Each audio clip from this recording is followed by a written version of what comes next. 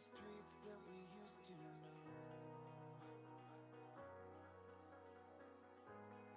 Hearing all the voices of past hellos. Oh, looked in my veins every day. You are the pulse that still radiates. All of those days that we embraced now are erased. If I can't have you, I'll love you more, it's surreal. If I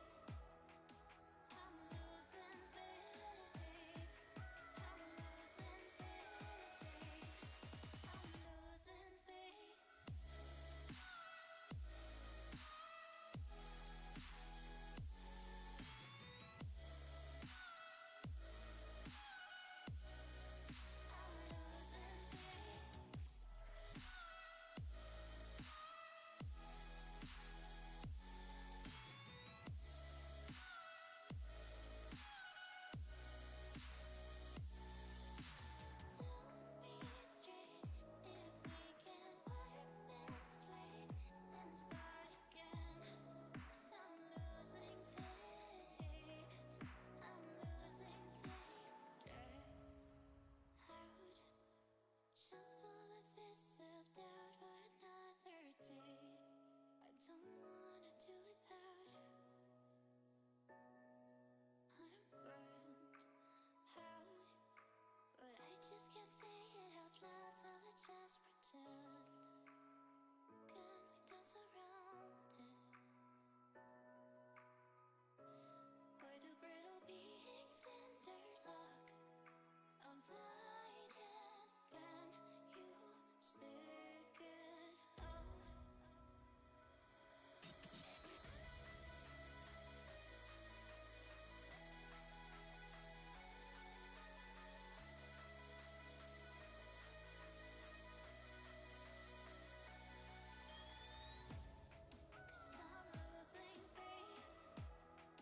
I'm losing faith. I'm losing faith.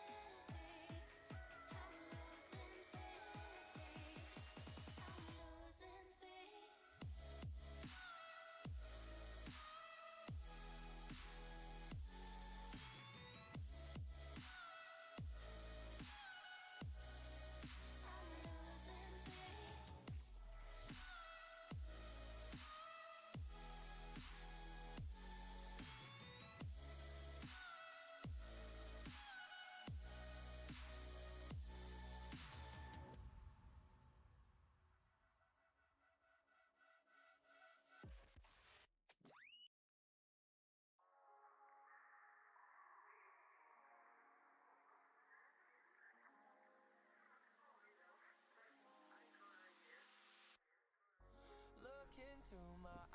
Hello, hello. Welcome. Let's see here. Let me do this thing. Do that. All right. Hello, everybody. And stop this horrible music. Well, welcome back. Episode 7. Wow, little twist there. Big differences from the books there we'll get to. What's going on, everybody? Let me adjust that a bit. Sorry. All right. Let's see. Hello. There is K-Dubs. What's up, man? CTAC, Betrayed King. Hands turns the loom, spool of green, spool of black, dragons of flesh, weaving dragons of thread. Helena's gibberish. Exactly, Betrayed. She's very peculiar in this show.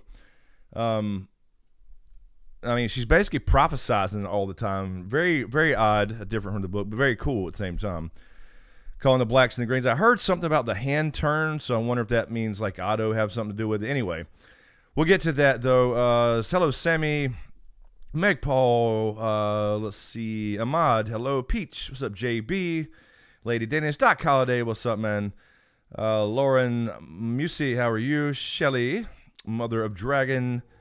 Charon. Let me drop down here. I'm losing the chat here. Drexel, someone, Colin, Lady Danish, Amanda, Jason Weeks, Warden of the North, Aegon the First, Bandersnatch, hello, Chicken to Jail, Sonia, and let me drop down here, missing, there's Randy Suimatsu, Brian Pless, how you doing, Sonia, Gregor, and Galaxy, Nicole Warden. Hello, everyone. Hello. So, very cool. It's a little bit slower with the funeral of Lena and all that stuff, but we'll go down our little list here of notes. And the ending was a good little twist. I wonder how that's going to change things. That actually changes a lot of things. Got to see Aemond become Aemond. He'll get worse. If you like Daemon, I think you'll like Aemond when he's older. So, the last, that was 7, so 8 and 9, right? I think the last 2 or 3 shall be another time jump, and that should be the last one. What's up, Matt Gio? How are you? Matt Murphy. Frazzled. Hello. So, yeah, really good. A lot of the politicking going on.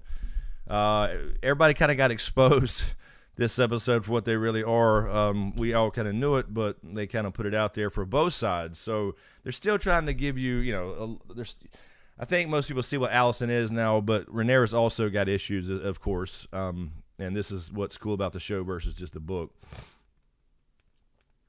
So Miz is running late. Miz was out drinking. He was probably out drinking. Jirish, what's the significance of what Helena said? It was foreshadowing. Yeah, it just shows her she knows, like she's like some kind of, I don't know if you want to say green seer, but she's definitely got like she's a dreamer. So she has these visions or dreams or whatever. And this is a complete different thing from the book. So Viserys has it now. Helena has it. I guess they just cut out Darren as far as the fourth kid there, but I guess they gotta keep the I don't know the characters as few as possible. There's way too many to throw in there in one episode last week, and then Aemon equals Aho Targaryen. Exactly. So now you know why it's called Aemon One Eye later on. Of course, he'll become known as that. But anyway, let's go through this really quick. Episode 7, Driftmark. By the way, thank you, Elizabeth, for subscribing a few minutes ago, and then Rice for subscribing earlier, I guess, before the stream started. Thank you. Lady Jen, thank you for the super chat. Just want to support Fire and Blood. Thank you, Lady Jen. How are you? Thank you. Really appreciate that. Hello, Tanya. All right, John Bay, how are you? So let's go through this, and then we can talk freely about it. So it starts off with the whole thing with the funeral, obviously, Elena, and everybody's kind of making their rounds. So we have Daemon laughing. I don't know. He had a little giggle there as Vaemond was reading off the rites and everything, I guess, about keeping the blood pure or thin or something. So Daemon kind of snickers, of course, Daemon being Daemon. But you do see Rhaenyra going over to Jacaerys or Jace, basically saying, your cousin died, go give them some kind words, that type of stuff. So she's trying to, she's still at least trying to like keep the peace or whatever. But she is guarding her secret. But at least she's trying to some degree. But you can feel the tension there. They tried to make this a big scene of tension. Yeah, Randy, that was pretty damn awesome. The music, you heard the Targaryen beats in there, the old music from Game of Thrones. It reminds you of Dany. Aemon's going to be a fan favorite for sure, just like Daemon will be for sure, but that was really good. And then we have, like I said, we have the Helena thing. She's mumbling prophecy, talking about the weaving of black silk and greens, talking about the blacks and the greens as she traps the spiders. I don't know. I have to think about that. We could talk about that, what the significance of that may mean other than just the war itself coming. But like dragons of flesh, weaving dragons of I don't know exactly the specifics of that. This is all new stuff, so I have to think about it. We can discuss it though. Yeah, AC, no, it's not much of a secret, but that she's still trying to protect it. We see the Clubfoot there again. He's a creeper throughout the episode. He does approach Allison later in the episode as well, saying, basically, if you need an eye, I can get an eye for you. That's a little hint for something to come to do with blood and cheese. We won't get into that quite yet. But then we see Jace, he does go over to Bela and Rhaena, and he don't know what to say. He's trying to comfort them, but she grabs his hand. So that was cool to see them, and that's kind of bonding the blacks together there as far as Team Black. Let's see. We hear a line from Jon Snow when she's talking about to Lucerys. He says, "I don't want it." As when Corlys was talking to Lucerys about you'll be king one day, blah blah blah. And he says, "I don't want it." Obviously, a callback to Jon Snow. I don't want it. So I won't spoil what goes on, obviously, beyond this whole era. But anyway, we see Rhaenys going to them as well. So they're all trying to comfort them. I don't know why they cut out that scene last week with Daemon hugging his daughters. That was dumb to cut that out. They're still trying to make him, I don't know, overly too much of an asshole. He does have a soft side. We saw a little bit of it here and there, but they shouldn't cut out that scene. I don't think. I think that was kind of dumb. But the scene at the end, the kind of the twist there, that's a big change from the books. It's going to change a lot too. I'll talk about that when we get to it. But I don't know why they're cutting out those scenes with Daemon, like comforting his daughters and stuff. He did care for Lena. It was not just like his bronze bitch, but so to speak, in the Vale. What's up, Lydia? Yeah, the dragon was really good. It was really good. It was hard to see. It didn't matter if I cut the lights off, cut them back on. It didn't matter. I couldn't see it well, so I'll have to brighten the screen next time. Anyway, we got Aemon wants to say something at that point. If you saw him look at Lucerys, he wants to say something like but he didn't look mad, but he didn't know what to say. Like it was almost the last time that they could have gotten along. So so that was a little foreshadowing them, on opposite sides of that fire or whatever, as far as what went down later. We hear Vagar roaring, so we know what's coming. That was the coolest thing, hearing her roar. And then, obviously we see Aemon there at the funeral. Let's see. Corlys sees Lenor down in the standing in the water, and sends Corey to go get him. He knows what his son is, but he doesn't want to admit it, and he still tries to deny it and says it's a phase and all that stuff. We saw that before in a previous episode. As far as him being gay, so that obviously comes into play with the marriage. We'll talk about it in a second. We see Viserys and Daemon talking. Viserys is trying to get him to come back home, which is cool. He knows his time is drawing nigh, so to speak. What's up, Jimmy Page? How you doing? Yeah, I know, man. These dark episodes kill me. I get the narrative reasons, but I agree. I know I do understand, but you can't see. I couldn't see the ride really good. I was like, I'm trying to take notes so I have a light on, but I was trying to cut the lights off and stand up close to the TV. Still couldn't see it, so I got the gist of it. What's up, Sydney Taylor? How are you? Ungoliant, how are you? Yeah, holy shit, exactly. Big changes. We're going to get to that. Trying to run through this really quickly so we can just talk about what all this means. What's up, Zuma? There he is. Daemon and Otto, of course, little scene there, and he's tried to say, sorry for your loss, my prince, and he's like, Elite still wants this next meal, so obviously no love lost there. We see Otto grabbing Aegon. He had started drinking, so he was about passed out, and he knows he's going to, try to get him to be the next king, so he's trying to make him look good in public. We see the Carl and Lenor thing, and then Aemon hearing Vagar, what I was talking about a minute ago. Obviously, that's his cue. He's been wanting a dragon. We saw that last episode, and damn sure he gets one. And it's a fair exchange, by the way. It's just like the books. That was straight out of the books. Good conversation between Rhaenys and Corlys. Hadn't seen them in a while. Talking about Daemon and their insatiable pride as far as the Targaryens. So they think that, maybe her house is cursed because of their insatiable pride, as she puts it, as she takes off all the gold and sits it there. Obviously, this is her daughter she's talking about. So Corlys is still bitter, and they argue about legacy. She basically says, I've let that go a long time ago. And Corlys is like, what do we live here? What do we do in this little short mortal life if not work for legacy? They don't remember blood, they remember names. So that was another little theme of the whole thing. Hello, Tim from Sweden. How are you? Let's see. So basically, she wants Baela to get Driftmark. She doesn't want Rhaenyra's kids to get Driftmark, Jace, or whatever, or Lucerys, I'm sorry. But because she knows that, like everybody else does, that they are strong bastards. They're strong bastards. But they wanted to be there. The point was that they know kind of that's their dad, and dad died last week, and they wanted to be there at Harrenhal at his funeral instead of being there with the people they don't really identify with, because they kind of know who their dad is. Daemon, we see Rhaenyra. I'm sorry, did I skip? Daemon and Rhaenyra start talking. They head out on the beach. They have a chat, and she does speak well about Lenor. They actually tried to have kids, but it didn't work or whatever.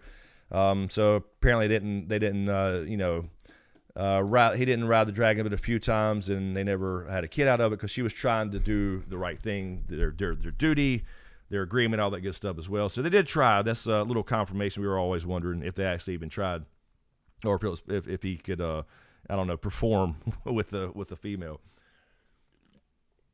So that was cool. Sydney, yes. What's up, Sydney Taylor? Corlys is obsessed with his family legacy. Getting second son, like to see his blood on the throne, but his daughter is dead. Lenor is gay and couldn't produce kids.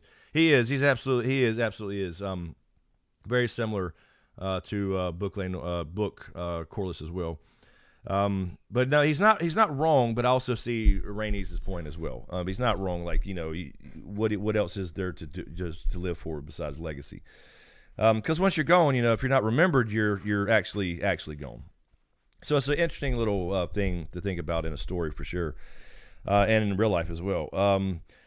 So we see, they go to Renee and Damon on the beach, and then she says they tried to have kids. Damon kind of hints he knows Allison was responsible for all that stuff, and but she wanted Damon around. She misses him, and she did say, did you love your wife? And she says something. She says, or Damon says, we are happy enough. So it wasn't just a fruitless marriage, political type of thing. So there was some love there. I just don't know why they cut that out last week. But Rhaenyra still wants Damon, so starts making the moves, and then they go back to, I believe, a boat. I believe it's a ship they're in, and they go back to her place and do the thing. So she makes it pretty clear she does want him and really always has since she was a kid. She says, I'm not a kid anymore, that type of thing. She just took it out on Kristen Cole, which changed the course of history. So, what's up, Tina? How are you? Maddie Benz, how are you? Peach, hello. The love scenes are PG. Yeah, I know, Sammy. They're not doing Game of Thrones stuff. I think it's today's world, man. It's the climate. They don't want to show anything over that they don't need to. I don't know, man. Whatever. Make it realistic. I don't have a problem with it. Most people don't. That's what it was known for. But I get it. I get to some degree, Anyway, so yeah, they didn't show anything. Just to show that that she's always kind of loved him, regardless of the last 15 years or so. So we get to the good scene. Aemon sees Vhagar sleeping and sneaks up on Vhagar, and he approaches Vhagar several times, and she turns to him and threatens to kill him. She about does kill him. The second time he tries to grab the ropes to climb up on her, and then he starts giving out the Valyrian commands to relax, rest, and that, I think that's on that app that they put out when it came out as well. All those commands are on that app, so we saw that in use. And he takes Vhagar, the biggest dragon in the world, and only second only to Valyrian the Black Dread. And by the way, just a friendly reminder. Vhagar was originally ridden by Visenya Targaryen during the Conquest, so Vhagar is the last living dragon from the Conquest. So she's obviously huge. So he takes Vhagar. Awesome scene of him flying and kind of learning the ropes, literally, and she's diving down, touching the water and sand and all this stuff, and he starts having a blast. It was a really cool scene. Hard to see, like we're talking about. I don't understand the dark thing either. They should brighten it or whatever. Put some moonlight, something going on. Some really cool shots, though, from what you could see.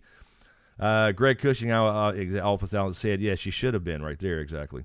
But really cool. He takes Vhagar, so he goes back and lands. And then Baela sees this happening and tells Jace, and then the big fight breaks out. So all the kids come running out. This is similar to the books. And big fight breaks out, and he just goes full on Aemon at this point. Like, you're bastards. And then he's smacking everybody around, including Baela and Rhaena.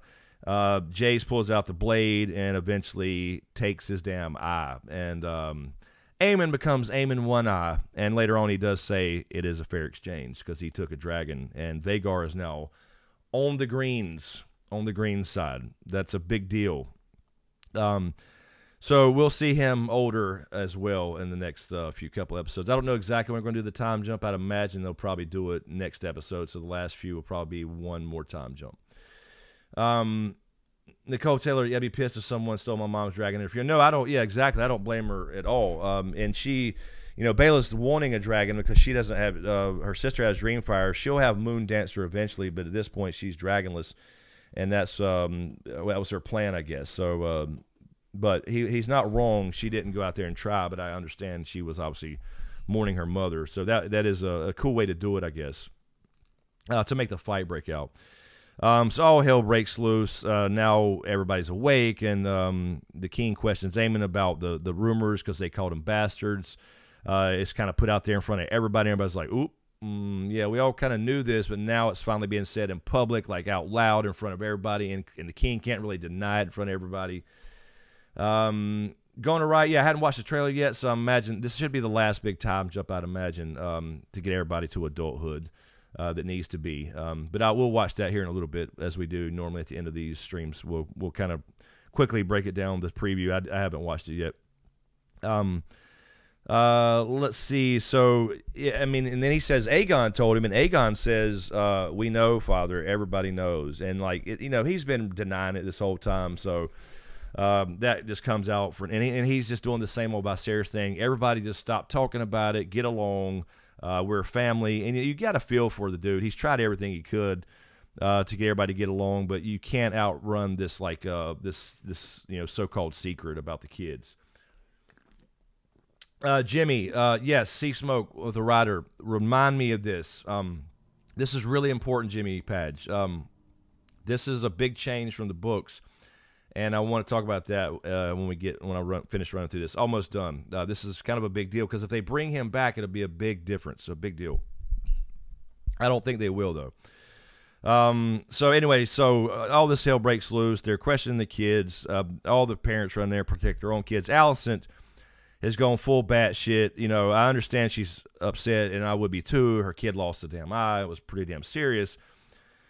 But he's the one that started the thing and all that stuff as well. And she goes full batshit and says, I want Lucerys's eye, or whatever. And it's like, what? And everybody's like, are you fucking kidding me? And she calls for Sir Criston Cole to take one of the boy's eyes. Like, he's a Kingsguard. He's sworn to protect you, but not listen to you over the king. What are you talking about? She completely lost her shit. Becky, I'm reading that as I say that. Completely lost her shit.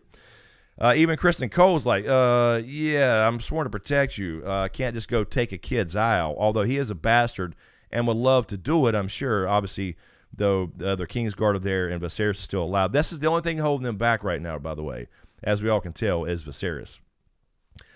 What's up, Lauren? How are you? Lauren Cullen. There's Lauren. Look fine on our 4K TV, even back and watch the battle at night and Kings. Some of it. Well, I have a new TV too. It was still dark. I didn't raise the thing. I didn't have time, but anyway, it was dark to me. I don't feel like for Viserys he's such a weak ass bitch, says Sydney. He is, but he's a good dude, and he's trying to keep the peace. But he should have definitely made some moves and punished some people, for sure. He is for sure weak in that sense. Alicent grabs the dagger. We saw this in the teaser, and goes for Luke. And then obviously Rhaenyra steps up to protect her kids, and she's sitting there. They're having this conversation where everybody's watching, and that's when basically she admits like she's been jealous of her the whole time. You get to run around and do what you want. You're spoiled. Blah blah blah. I've been doing my duty, sitting here getting screwed by your dad and pushing out heirs. The whole thing comes out right.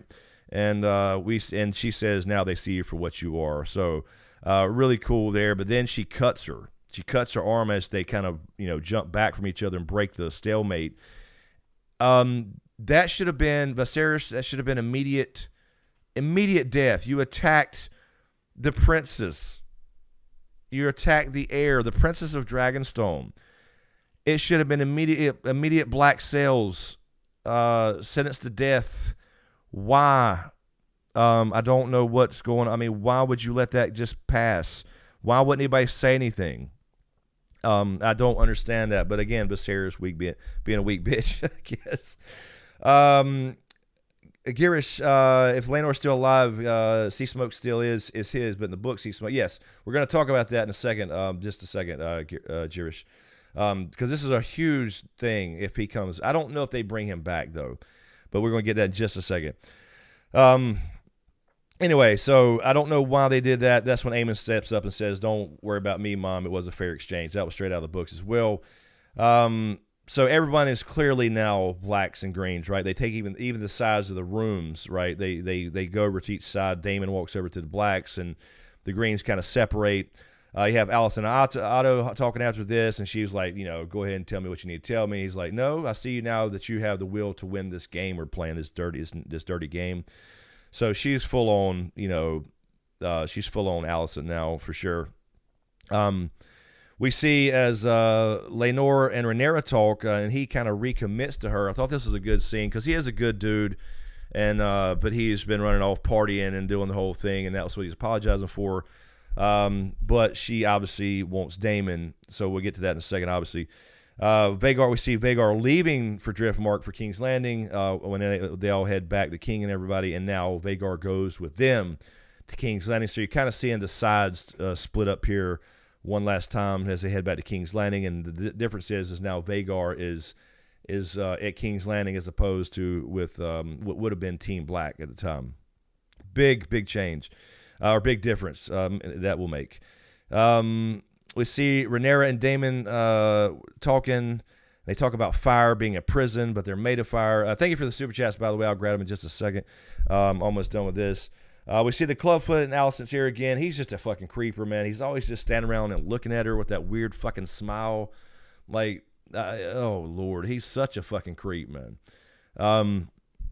Anyway, so he basically says, look, if you want an eye, I mean, I can take care of that for you. And she's like, nah, that won't be necessary, but there will be a time I'll call on you for this kind of shit. So, definitely going to be more stuff involved there. Let's see. We have basically Rhaenyra says asks Daemon to marry her, and they plan essentially Lenor's death, but they did it in a cool way, and this is what we're going to talk about here in a second. So, because he basically says, I can't marry you if Lenor's alive, and she's like, yeah, I know, but I love him. So the plan was not to actually kill him because this is one of the things. He did hire Carl Corey, and this was some of the things in the books that was rumored by Mushroom, and we never knew if that was true or not. What's cool is, obviously, big fake out. We see that Daemon killed kind of a random guy to put his body in the fire. So the big twist is Carl Corey, they just put on a show. Lenor was in on it, and they escaped via ship, and this body is found burned, and of course they think it is Lenor. So now they've lost 2 kids back to back, at least in their minds. This is a big change from the books. In the books, Carl Corey does kill him, and it is questionable whether Daemon has something to do with it. It's possible, but it's never confirmed, and I don't think he was even there. It was a different location. So this is a big thing because as we're talking about, people are mentioning in the comments, he has Sea Smoke, and Sea Smoke would not take another rider as long as he's alive. Now, in the books and the stories or whatever, and then you hear about it in the Song of Ice and Fire, actually, later on, Sea Smoke is taken by Adam Velaryon, or Adam of Hull, before he becomes Adam Velaryon, and he's a bastard, who will end up being the heir to Driftmark later on. So minor spoilers here for later on. This will be well past, it'd be close to the end of all this stuff, but minor spoilers here for the book. So obviously it's not going to happen on the show, I don't think. So now Sea Smoke's just kind of out of the picture, or either Lenor comes back, because now you can't do Adam Velaryon. Now, the cool thing about Adam Velaryon that I wanted to see in this show, so I think they just screwed this up, if they're not going to go that far or whatever, or not going to include him, is he is one of the 2 people who's ever went to the Isle of Faces. He takes Sea Smoke to the Isle of Faces later, and we wanted to see that. So now, if unless they break the rules, again, with the show with Sea Smoke, they're just going to take Sea Smoke out now and let Lenor kind of disappear off in Essos and never come back. But Sea Smoke would go with him, and he would never be involved in the dance. So that changes a lot. So if they bring him back, it'd be a big surprise. He would be Team Green, obviously, or Team Black, obviously. But if they don't, then you don't have Adam Velaryon taking Sea Smoke and going to the Isle of Faces later. So it's kind of a big thing. We'll see if that's what's happening. Anyway, so big change, big twist. It turns out that they didn't actually, because they had the voiceover with Rhaenyra saying, I don't want to rule as a tyrant as they're planning this thing with Daemon. Like, we got to get Lenor out of the way, but apparently they got in on it, and Daemon went and killed the dude himself to put in the fire. If it was just a thing where Carl Corey went and said, you know what, let's fake your death, let's take off. They paid, he paid me a lot of money. Then Daemon wouldn't have been there killing the dude himself. He killed the dude himself, so that was the big deal. D4, yeah, they could have Adam ride another dragon, but I don't know if they want. I don't think they would break lore like that. I don't think they would. Anyway, so at the end we see Daemon and Rhaenyra finally get married with a Valyrian-style wedding we saw on Dragonstone. That should have been on Dragonstone. What's up, Randy Sweetmonths? How you doing, man? And then Carl Corey and Lenor, the big reveal. He shaved his head, and they take off to the boat. And that was the end of the episode. I thought they were going to show Carl Corey, just like the books, get on the boat. And then maybe Daemon actually, throws him overboard or whatever and kills him too to protect the secret. But I kind of like how they did that in the sense of not making Daemon some cold-blooded murderer, because he does like Lenor and the Velaryons, and he respects their house. So that was good. But again, the big question is what's going on with Lenor. I don't think, in my opinion, I just think it's a way to get him out of the way without giving him kind of a happy ending where he goes and lives his life. But that's going to take away Sea Smoke. I don't think they're going to bring him back. I don't think they'll break lore and not have Sea Smoke being claimed by somebody else. I don't know. They couldn't. Maybe they mentioned it or something where Sea Smoke shows back up later on, and then you hear about him actually dying in an accident or something. Maybe they could do something like that, but that kind of defeats the purpose of doing this anyway, except for not making Daemon and Rhaenyra complete assholes. So anyway, now there we go, Sammy. Now we have Ray Day. So Ray Day is officially a thing that was done in secret, so Viserys won't like it, but there ain't a damn thing you can do about it. Now we have the original, or the Ray Day shipping thing everybody's doing. And anyway, so there we go. Yeah, Greg. Yeah, you know what I mean. Happy ending for him, not the rest of them. If he goes over there, we never see him again. He's got a happy ending because, as we know, this is not going to end well. Let me see. I know I had a couple of super chats. Chicken to Jail, thank you for the super chat. With another time jump, Viserys will have to be played by Keith Richards. That's it. Chicken to Jail, I don't think Viserys is going to last much longer, so it won't matter. But yeah, that is true. If they do, they'll have to go another. I don't know exactly. Probably with the kids' age, they were about 15 when they were fighting. Maybe 5 years or something. No, let's see. Meg Paul, Sea Smoke is Sauron. I know who Sauron is. It's clear who Sauron is now, Meg. Come on now. Sauron got, spoiler alert, Sauron got crowned last episode. Anyway, thank you for the super chat, Chicken. Jason Weeks, thank you, man, for the super chat. How and why did King Viserys let Otto back in the game? I understand the King's hands roll, but what the fuck? Yeah, they just kind of skipped over that in the show. In the books, though, he does send him back after asking about succession too much. And then all this happens, and then he does call him back because he was a good hand of the king. There's not a lot of detail.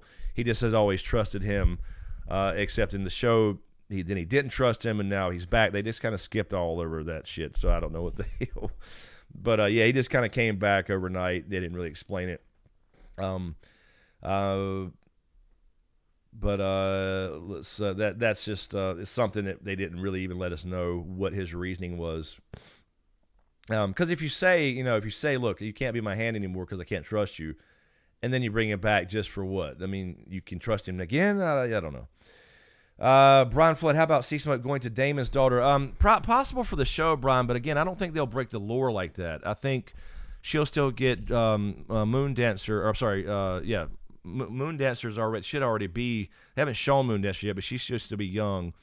And then we'll see, I don't know. They could do that. I mean, but then they're breaking the lore and how things work in the world of Ice and Fire. So I don't think they'll do that because this is pretty accurate as far as the world, and I don't think they'll break the lore like Rings of Power is doing so bad. Even though it's a good show, kind of, sort of, it's still not Tolkien. So I don't think they'll break the lore like that about Dragon Riders. Anyway. Thank you, Jason. Randy Sumatsu, thank you for the super chat as well. Appreciate it. Objectively, right now, whose claim is most legit? I mean, objectively, yeah. I mean, if you're saying that that her kids are bastards, it would be Aegon.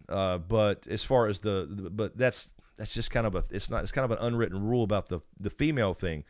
So Rhaenyra still has the claim because the king decreed that. So that's the claim. What's that, Meg Paul? Thank you, Meg Paul. I'm doing great. I didn't know. Did somebody say I was doing bad?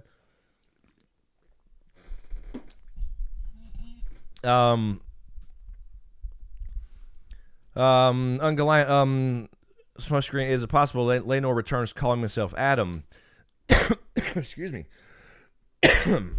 I'm sorry, I did not mean to cough in y'all's ears. I swallowed that wrong. I wouldn't think so. I don't think they'll do that. That wouldn't make much sense. It would break. It breaks too many things. Like letting him go off on his own and just kind of staying away and living his own life is fine, except for the sea smoke thing for later. But yeah, that would be obviously, you know, this is a whole different thing. This is a bastard of Corliss more than likely in the books, and it would really break a lot of stuff. So the sea smoke thing is still going to be a big question mark. You know, will he come back? I don't think. I think what they'll do is just kind of push them to the side because they're going to have so many dragons already. I think it's just a way to get rid of a dragon, honestly. Hello, Wendy C. How are you? Diane Harris. Allison had a bad day. The king called her Ama, and then her kid lost an eye. She turned to Cersei on us when she said she wanted an eye for an eye, like a Cersei wanted a wolf for a wolf. Yeah, yes, exactly. And she actually said rumors of me already turning mad. So talking about Mad Queen, and then we called Cersei the Mad Queen. And, of course, that ended up being Dany as well, obviously, which was bullshit. But anyway, she did have a bad day. But now we see who she is. And, you know, Rhaenyra's not perfect either. But I do give her a little credit. She is trying, like, you know, to make this whole thing work.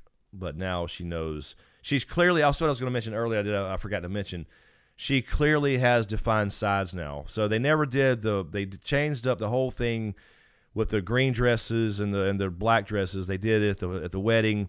She calls them the greens now. So we haven't heard any small folk or anybody saying that other than now we heard Rhaenyra tell Daemon the greens. I can't deal with the greens without you, Uncle.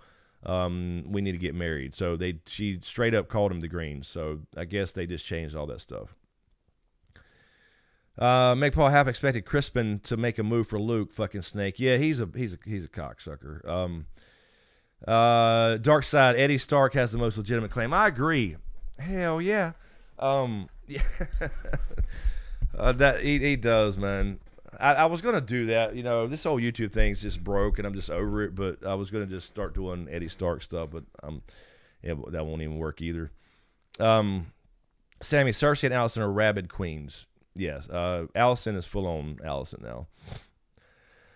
Wendy C, we're talking about that earlier. I love the episode except for the dang moonlit darkness. Yeah, it was hard. It was such a great scene and music, and you heard like the little hint of the Targaryen theme in there with the, you know, and that you heard from Dany, and every time especially with dragons involved, and you couldn't see it good. I don't know why they do that, man. I mean, I get it. It's moody like it needs to be. Excuse me.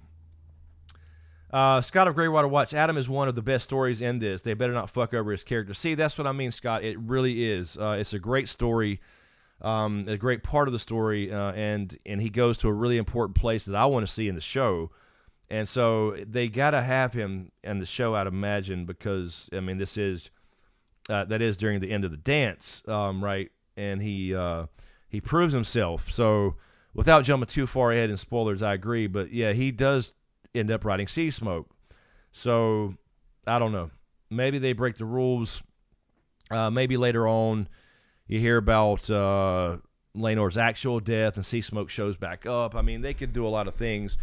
Because then you could have him be gone and die and kind of match the books, but it wasn't like they did this to make it look like he got the life he wanted, at least for a while or whatever, and it wasn't Daemon's like actually killing him. So I thought that was cool to get him in on. Although you feel bad for the servant, the random servant. I mean, damn, we got to shout out to the random red shirt who was just walking down the hall and Daemon snapped his neck just to throw him in a fire. At least he killed him first. To make it look like to Lenor. So can't forget the servant guy who just got killed for all this. Let's see. LeVar, what's up, LeVar? How you doing? Those weird scenes are filmed during the day when they turn down the Brighton contract. Yeah, it is weird, man. I want to be able to see that. Matty Benz, that's also nothing better than loving what you're getting paid for. Oh, y'all are talking about. I'm sorry, Matty. I'm in y'all's business. They're absolute bitches. What did I miss? Sammy, they pulled a season 8 lighting bullshit. Yeah, they did. And such a great scene, too. And Aemon, look, I'm Team Black, but I'm saying Aemon's cool. he's just cool. And then people are going to like Eamon to some degree. You got a sense of it. I thought the actor that played Eamon, at first I was kind of like, I don't know, man. But this episode, he really kind of became Eamon to me. So he did a really good job of kind of turning on that asshole Eamon stuff. There is Jason Weeks. I know. I'm not allowed to see the Isle of Faces. Yes, that is the place. I've said this before, so not a big deal. There's Jan. Hello, Jan. Thank you for the super chat. Damon and Renera had some aggressive negotiations. Yes, they did. Hopefully they finished properly. But yeah, aggressive negotiations. Star Wars reference there. If you didn't catch that. They did. It looked like they were in, I was like, where is this at? And then it looks like they was in a boat. I think they went to an old ship, a wrecked ship or something. Or maybe, I think they were just on the beach and there was a wrecked ship up there. So they just went up in a fucking ship. Went back to her place on a boat.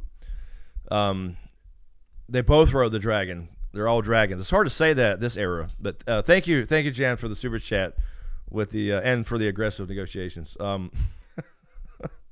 Diane, Riddick is doing good. He's doing good. He's out. The door closed behind me, but he's out there chilling. He's been doing really good, healing really well. He's exercising again. I'm trying to rebuild some muscle in his the rear legs that the steroids and medicine he's on doesn't help with, and then he had to lay around for like a month. So he's pretty weak right now, but he's getting there. But thank you for asking. What's up, Zara? How are you? Zara, good thing there's CSI or the whole plan would have fallen apart. I know. Exactly. I mean, it was a good plan for back in those days, right? Throw them in the fire and they're not going to identify them by teeth or anything. So, yeah, Aegon has Sunfire, says Scott. I'm not sure if I guess you're answering somebody else. Betrayed King, we got a Maester Kelvin, if anyone's interested in first appearance of this episode. Was that Maester Kelvin? The one that sewed Rhaenyra up? Was it Kelvin? Is that what it actually listed it as? I don't remember all the Maesters during this time period. Meg Paul, Chris is going to absolutely cream when that owl shows up. I swear to God. I will. I'm telling you, man. Look, I don't know why they're doing this to me. They better have Adam of Hull become Adam Valarion, take Sea Smoke to the Isle of Faces, and we better damn see some children and some green men, is all I'm saying. They better. Hairless Oyster, what's up? Have fun, be well, stay hydrated. You good? I'm good. How are you, Hairless Oyster? Oh, shit. Yeah, I'll look at that, Albert. The episode 8 is widening. Preview of episode 8 is widening. Yeah, I will watch it, Albert. We always talk about this for a little bit, and then we'll kind of go, because I haven't watched it. I never watched them before the streams. HLM, thank you for the super chat. I appreciate it. I don't see a question on that, so I don't know if you meant to type one. If you did, please retype it, and I will see it. Somebody will grab it.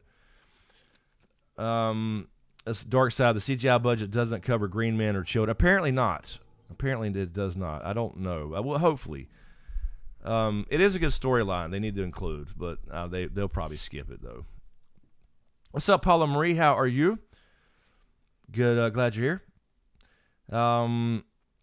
Meg Paul, that's what I was saying earlier. That's why I made sure I pointed that out, that it was a Valyrian wedding. So interesting they showed that.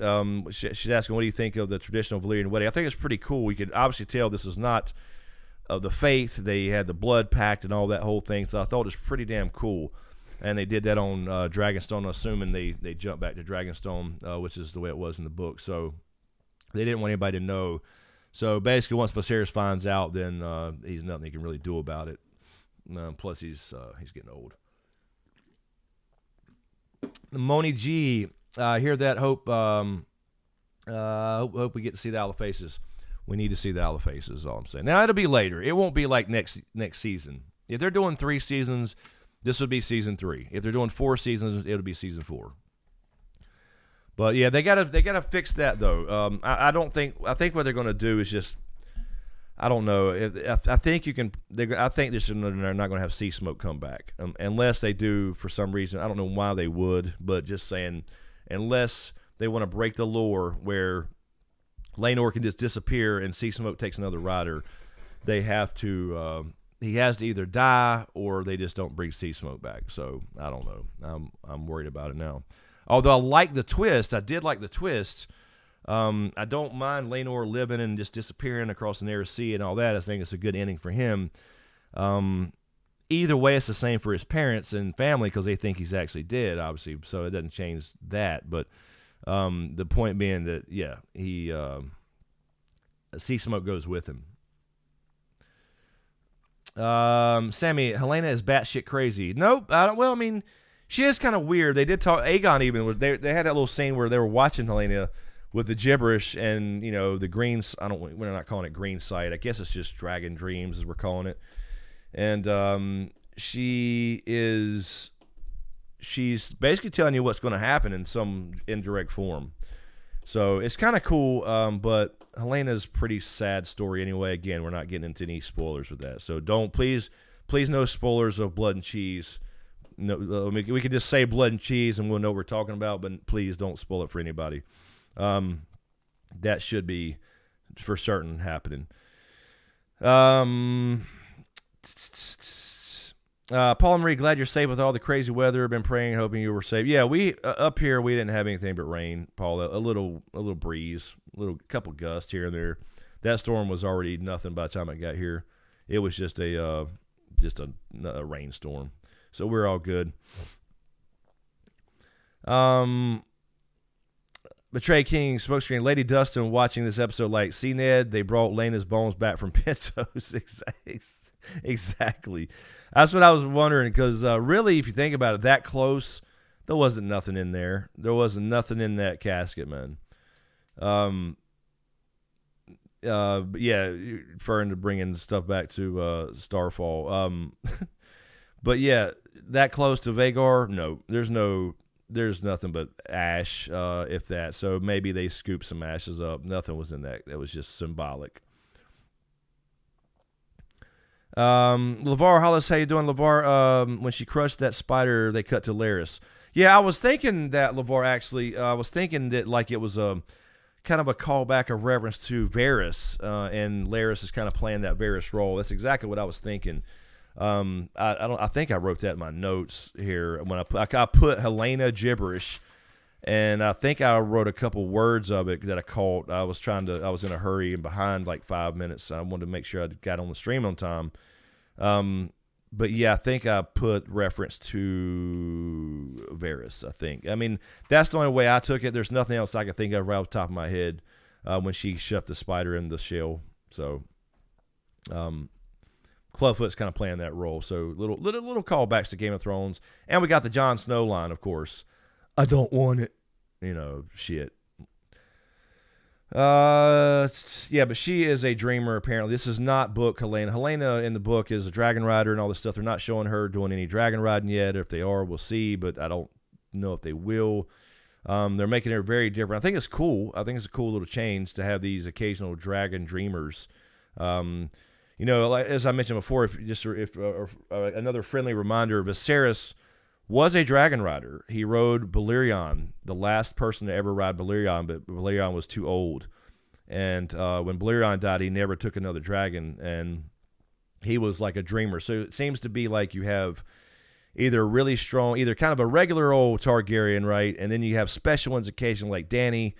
And then like Helena, instead of being really strong bonded dragon rider, she's like got this green sight, dragon dreams, whatever you want to call it, gift.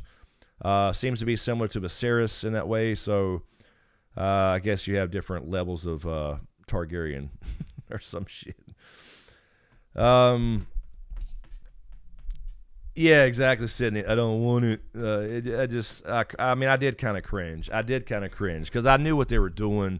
It's fine for, like, you know, Lucerys to say that or whatever, but come on, man. You know that's what they said in season 8, 87 times. And 7, for that matter, I believe, if I remember right. Yeah, betrayed king. Exactly. Don't worry, Luke. You ain't getting it. Exactly. We won't spoil anything, but yes, he ain't getting it. We won't say who gets what. Oh, and yes, what did, just real quick, I want to point out for book readers who know how this ends, again, no spoilers. Rhaenyra did say, I don't know if I wrote that down. I don't know. I was kind of just listening. I wrote down like a couple things when she was talking to Daemon near the end, when they were talking about fire and how it's a prison or something, but we owe everything we have to it. What was it? Let me see. Did I write that down? I think she made a reference to burning. Did she not? I don't remember. Does anybody remember exactly what she said? I can't face the greens alone. Talk of fire being a prison. No, I didn't write down that specific line. I'm pretty sure she made a reference, a little foreshadowing reference. I won't mention it just in case. Yeah. So just remember, just bear in mind. We're not going beyond and spoiling anything, but we all know that there's not a lot of people going to survive this, right? Just making sure, just in case. Mermaid Aquatics, we get to see a glimpse of Sunfire. When do we see? Did we see Sunfire? Did we see Sunfire leaving Driftmark? Is that what we saw? I wasn't paying attention, but to Vagar. I didn't. It was too far the distance. So you would have had who was there? Aegon on Sunfire. Now Aemon's got Vagar, and who else was? There was 3 dragons, right? I believe. Should have been Helena. Helena really technically. But they're not showing any of those. So I guess that would have been the 3 going back. Well, 1 second here. So we should have been Sunfire, Dreamfire, and Vagar, right? Is that? There's no other. Am I missing somebody? Targaryens of this heading back to King's Landing.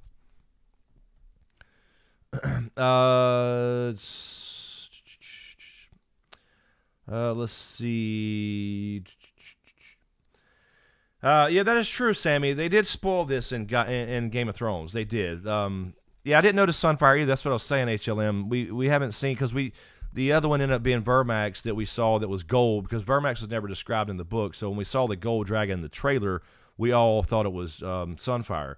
But they didn't make it make it a thing. Maybe they're still too small. I don't know exactly the timeline. I guess they already had dragons, but they don't mean they've ridden them yet. So it should be Sunfire, Dreamfire, and Vagar. At this time period, yeah. I believe that's right, yeah. So, anyway. But yes, they did spoil the ending to all this in Game of Thrones, because we had references to it, just like the books. Betray King, they showed 5 at the start of the funeral. Okay, so, yeah, but we still got a couple actual Team Black Dragons over there, so that should have been, I'm sure, Caraxes and Rhaenyra was there as well, so... Ahmad, Rhaenyra had the audacity to be offended by her kids being called bastards. No, she did, but she had to in public, Ahmad. She obviously knows this, and she knows people know now, but now she knows the deal, and she'll have to use that to protect her family, still her kids, and so she's got to do what she's got to do. Hold on, I'm sorry. This camera's getting on my nerves. There we go. She got to do what she's got to do to protect her kids, from actual harm. There will be actual harm to a lot of people, just saying. That's what I keep saying about First Blood and the actual dance itself. I guess there's really another one that would happen first. The night that the king goes away, which he obviously will. Obviously, he's deteriorating. He looks like the leader of the White Walk, or the Whites right now. Like he looks like the Night King raised him last week is what he looks like at this point.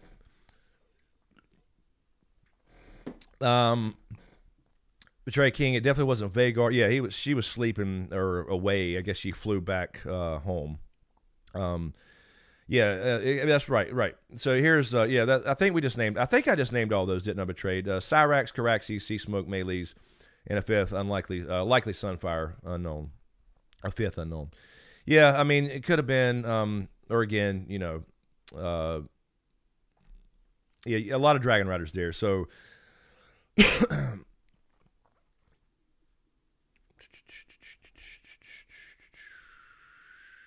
let's just see.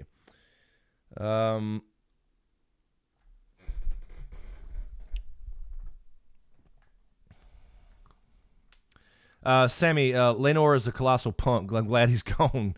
He couldn't man up, so deuces. Well, I do give him credit, though. He did try to. He did, like, go back in there and basically say, I'm sorry. Excuse me. Oh, I had to sneeze. Sorry. Bless me. No, but at least I did like this little scene where he did go try to, like, tell Rhaenyra, like, look, I failed you. I tried to do all these things. And he did all right. He can't help that they did try to have... He did try to have kids with him, and I thought that was a good little touch to show that he did try to go through with that, because they would have looked Valyrian and all that stuff. So he can't help that they didn't have kids or whatever, that she didn't get pregnant during those times, but he should have been trying more till they did. I mean, all it would take was one. Like, seriously, all it would take was one kid of his, and the other ones would have been like, maybe not a big of a deal. So at least one would have made everything a little better. But I like that he went in there and kind of apologized and said, look, I didn't hold up my end of the deal. And she was like, no, you're an honorable man. You're a good heart. Go with a good heart. So I'm glad they painted him in a good light. But, it is what it is. He just, he was just living his life while she was, bearing all this for the most part. Because he would always just walk in after, like, oh, I just heard. He's out partying with the squires and shit. Betray King, they made a point at the pit that Aegon was the only one fully bonded. Yeah, that's what I mean. I mean, we'll get more Aegon stuff later, I guess, as the grown Aegon. So I guess that's why they're holding off. But we're not, we're only seeing like a dragon or two an episode, and except for the distant shots. And I kind of called that. Remember, if you don't remember, I said that in live streams leading up to the show. I'm like, we're not going to see dragons all the time just because there's 17 dragons in the show. You'll see some distant shots and stuff like that, but we'll get enough in season 2 through 3 or 4 or whatever they do for sure. I'm curious to see some battles when that comes. Let's see. Or she could have been looking for a silver-haired stand-in. Yeah, that's true. That's true. There are a lot of Targaryen bastards roaming around Dragonstone. I mean, that's for damn sure. That's a big thing in the books. I mean, that'll be later on. That's going to be a huge in this show, right? We're going to get dragon seeds. There are Targaryen bastards that have the looks on Dragonstone. There's all kinds of villages around Dragonstone, fishing villages, and all that stuff. They could have found one. That is true. Yeah, a little earlier.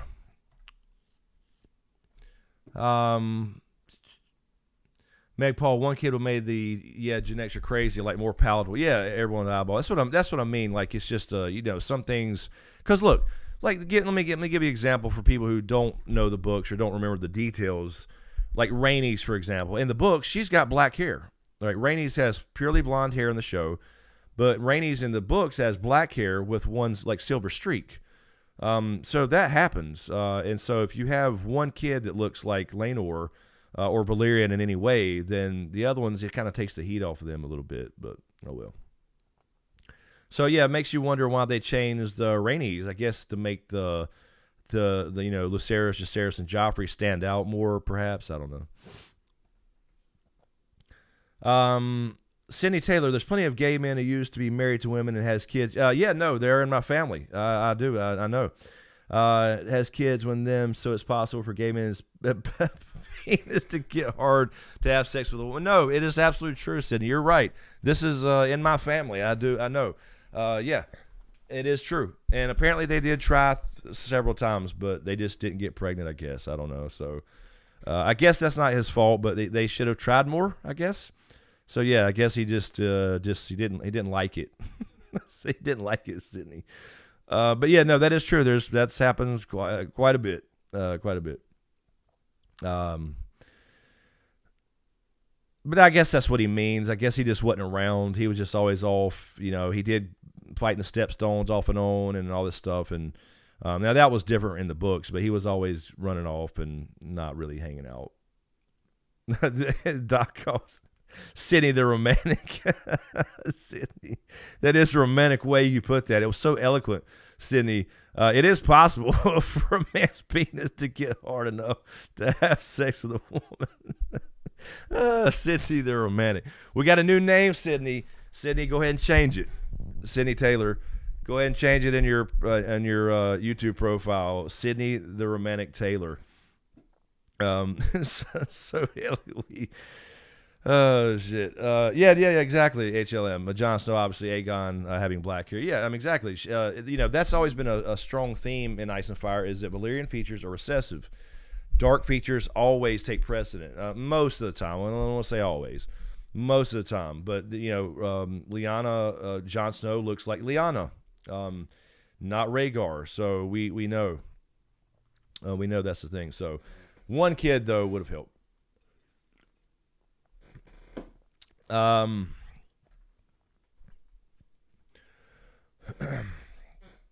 Meg Paul, who knows? Maybe they had been weird serpent babies. Maybe it's for that's happened a few times, Meg. They say that. We never seen confirmation of that. Obviously, Dany had that.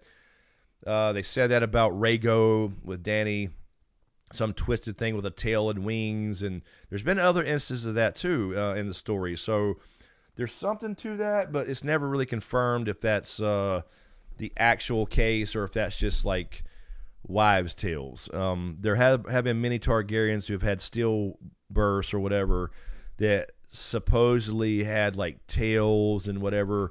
There's something to the idea of literal blood of the dragon in their veins from the old days of blood magic in Valyria. So who knows what they were doing in old Valyria, right? Something fucking weird is what they were doing. Yeah, no, Sydney. I've always wanted. I'm glad you said that, Sydney. Sydney, with a great point. I actually had wrote this down for a video, to mention in a video. Alicent's children should have dark and red hair. Then why do they have blonde hair? It's a good point. They all look completely Valyrian, just like their dad. I don't think. Correct me if I'm wrong. Darren also has the standard looks, just like that's Valyrian looks too. I'm trying to think of book kids if there's any differences. I don't think there is. Aegon is blonde, all the whole thing. I know Helena is for sure. Darren, I think he is too, but I don't remember any detailed description of Darren. But they're cutting him out apparently. And then Aemon is too. So I'm trying to remember now. I'm trying to think back to Alicent's book description. Is she description? She looks about the same, I believe. So I don't know. It's a good question. Like like if I was Rhaenyra, I guess you can. It's your dad. It's like, they know she gave birth. I guess I don't know. I guess it doesn't matter, Sydney, because they know she gave birth, right? They came out of her, and then they look like the king. So that's all that really matters, right? Because she's the one. It's not like it's not provable or something, I guess. I don't know. But, yeah. Moni G, his seed is stronger, I guess. Maybe. Yeah, I mean, maybe. Dark Angel, I thought Targaryens had superior bloodlines. It depends on what you mean by superior, Dark Angel. No, not as far as genetics go. That's why they intermarried the Velaryons. That's why there was a little bit of an uproar when they changed Corlys Velaryon and their kids and all that, because that was kind of the point of there was some people being assholes about it. I like Steve Toussaint, but that's why there was a bit of an uproar and some controversy over the changing from the books as far as making Corlys black and his family mixed, obviously. It doesn't affect the plot in any way, but there was the whole thing because that was the thing about the Targaryens. They came over, and now remember, Aegon the Conqueror, his mother was a Velaryon. right? So from the same family. They were all old Valyrians, right? Them and the Crack Claw Point as well. So they're not even including them in the show. But the point being that you can't have the whole Valyrian family be mixed or black or whatever, and then it line up with what the Targaryens do. That was kind of the uproar about breaking the lore, which again is fine for this generation. It works well. I think it really looks good for the show too. But yeah, it's the Targaryen things have always been recessive. When they marry outside, like we see with Jon Snow and other people in other parts of the story, in the history, they end up, looking brown hair, red hair, whatever it may be. Red hair is recessive too. Somebody's mentioned that too. But the supremacy is more like the dragon aspect of their blood, not the looks. You got to think George R. R. Martin wrote them like Tolkien's elves, ethereal beauty, whatever you want to consider that, but that's what he based them off of. So that was kind of the reason. So they always intermarried with other Valyrians because they wanted to maintain their blood. And on top of that, their looks also were considered ethereal in the old days, at least. So that was the point of them always marrying Valyrians or whatever to keep their blood pure. So kind of a big theme, right? Kind of a big deal with the Targaryens and their family. And so it's there was some uproar about it. I remember all that shit going down that I didn't even bother. I commented on it in live streams like we have, but I have no problem with, because it doesn't break anything for this era of the story. But anyway, Sydney, do you think Alicent had ever? Do you think Alicent has ever had an orgasm by Viserys, or do you think she's always just laid under him as he was getting his due? I mean, probably, look, I don't know. I mean, we didn't see their early marriage. I think they did care for each other to some degree. So I don't think she always lay there like a damn board and just did her duty, so to speak. And I don't mean that in any derogatory way, just saying the way they depicted on the show. Because there were feelings there, and especially developed over time. So it wasn't complete. But the idea that is later on, she started kind of, despising him, and as Rhaenyra went out and did what she wanted as the princess, and then when she found out that she screwed Kristen Cole or she thought it was Daemon, Kristen Cole, all that stuff, right? Then it made her jealous, and she admitted it. She admitted it this week. So I don't think she always would have done that. As far as just kind of laying there. But I don't know. We missed a lot of years. They did a lot of time. The time jumps are kind of getting. I mean, I understand why they got to do it, but because there's not a lot to story to tell in between these points, right? Not a lot of action, but they can be a little jarring. It was still a little jarring last week, just a bit. This week you're kind of over it. As Rhaenyra and Alicent are both older, but you still miss Millie and Emma Carey for sure. I'm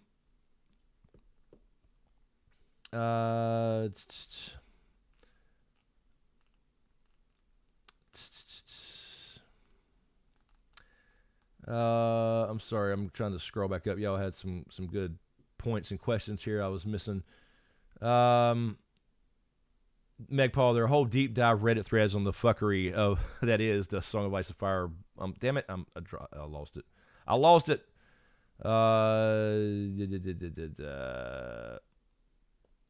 I'm sorry, Meg. I lost the thing. The thing jumped and I lost your comment. Uncle Ant, it depends on the genetics. Red hair is double recessive. White hair really isn't a thing, so I don't know the genetics. Yeah, it's just always been pretty straightforward in Ice and Fire, though, that their Targaryen genes are recessive.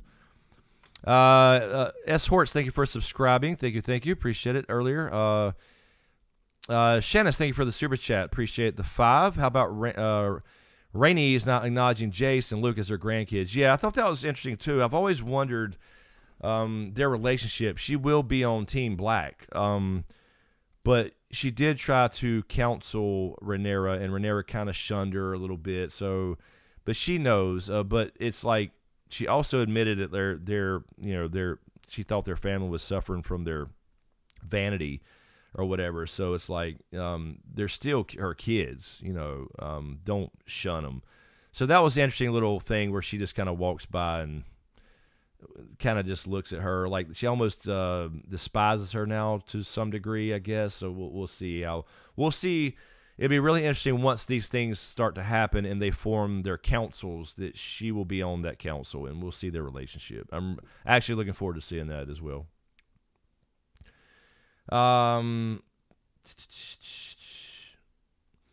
Gregor Smith, my hair was blonde as a kid. It looked white or platinum. Yeah, Gregor, my cousin Chad, who y'all seen on the channel years and years ago.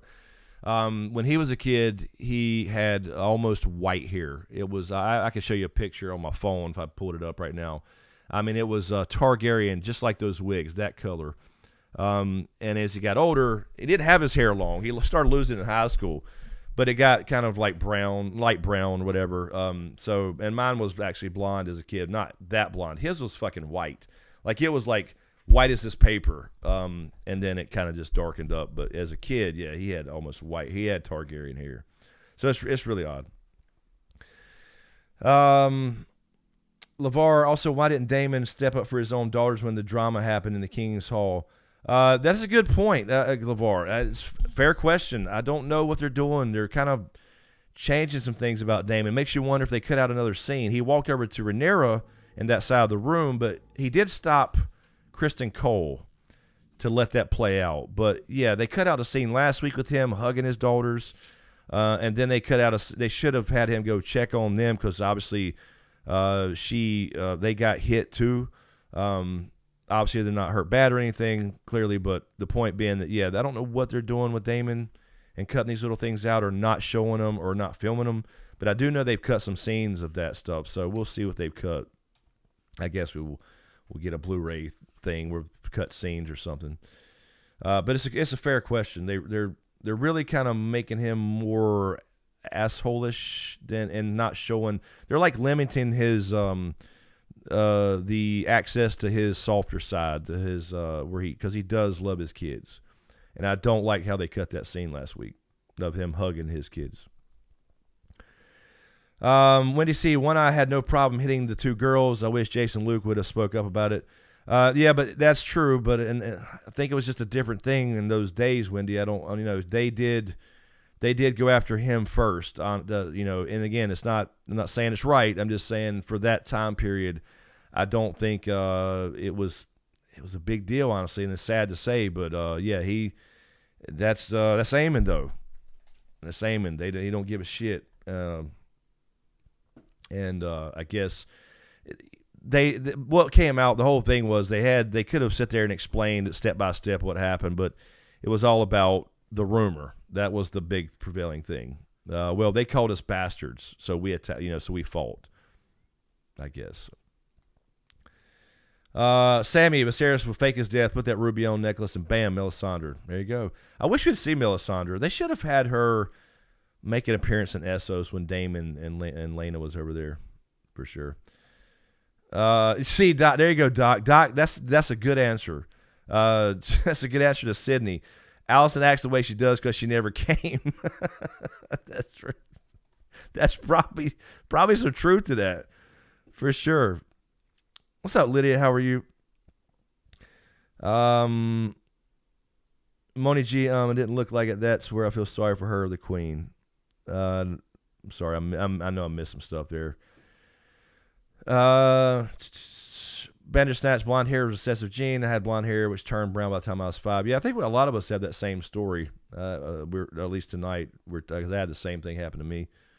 Now it's all turning white again, but it used to be brown. If y'all remember, just a few years ago, if y'all have been around for a while. This shit's made me old. Meg Paul, so interesting how they used Daemon as a fly on the wall during the altercation. Yeah, that's kind of what they were doing. Like, he just wanted things to play out. I think he's like wanting shit to break out. But yeah, they should have had him. I don't know why they're doing that with the thing with his kids. Zara, there are dragons, so the genetics book has been rewritten. Yeah, no, Zara, that's fair. That's always, a lot of people say that. Just make that point real quick, too, Zara, is it's a fair point. Look, it's fantasy. People will always say, well, you're talking about a show that has dragons and, people that come back from the dead. But George R. R. Martin specifically wrote these things. That's why people have a problem with Lord of the Rings changing all the lore and breaking things. And I do know that some of that's just because they don't have access to everything. But when the author specifically writes those things in a way that he or she is clear on, and then they break those things, it's still seen as disrespectful in a lot of ways. But no, I know that obviously George R. R. Martin's involved with this, so I'm totally fine with it. The difference is Tolkien's not around to defend himself or his brother, so and not that we're getting into that show, but there are legitimate arguments on both sides for changing things. But no, it's always been completely clear in Ice and Fire that Targaryen genes are recessive, just like real life, kind of, sort of, like lighter things, lighter hair, all that good stuff. HLM, yeah, they're not showing the good sides of his character enough. Yeah, I don't get it. I don't know why they cut that out. Yeah, I don't know. They're doing weird things. Becky, have a good one. Good night. So sleepy. Love you back. Have a good one, Becky. Thank you for hanging out. Brian Flood, we'll watch that in just a minute. I'll go to the men's room in a minute, and we'll come back and watch the preview because I have not seen it yet. Jack, so Rhaenyra, Daemon, and Lenor and Carl were all in on it at the end. Yes, they had to be. So otherwise, Daemon would not have been there himself killing a dude. So I like the twist, and they all had to be in on it. And I like that they did that to show that Daemon and Rhaenyra wouldn't just have Lenor killed, because they did like the dude and respect him, and there was some love there between Rhaenyra and him, to some degree, right? I mean, it's some kind of decent relationship they had for a long time. So I like that aspect of it. What I don't like, though, is that Lenor is alive. Seasmoke cannot have another dragon rider or another rider, and that will screw up something later, like we talked about before with the whole again, they don't have to do that, I guess, but you're basically getting rid of Adam Velaryon, who's a pretty good story later. So we'll see what they do.